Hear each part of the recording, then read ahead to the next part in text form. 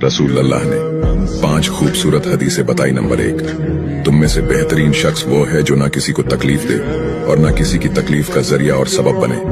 Number 2, जो शख्स दिन में 10 मरतबा सूरतुल इखलास पढ़ेगा, यानी कुल हु अल्लाहु अहद, ये पूरी सूरत पढ़ेगा, अल्लाह ताला जन्नत में उसके लिए महल बना देंगे। नंबर 3, जो शख्स हर फर्ज नमाज के बाद 1 मरतबा आयतुल कुर्सी पढ़ने का मामूल बनाएगा, तो उसके और जन्नत के दरमियान सिर्फ मौत का फासला होगा, यानी वो शख्स मरते ही सीधा जन्नत में जाएगा।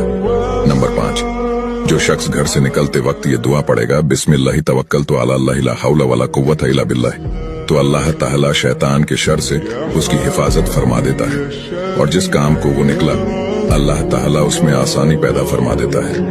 नंबर 5, रसूल अल्लाह ने फरमाया, वो शख्स हरा भरा रहे, हंसता खेलता रहे, जो शख्स मेरी हदीस सुने, उसको महफूज रखे और उसको दूसरों तक पहुंचाए।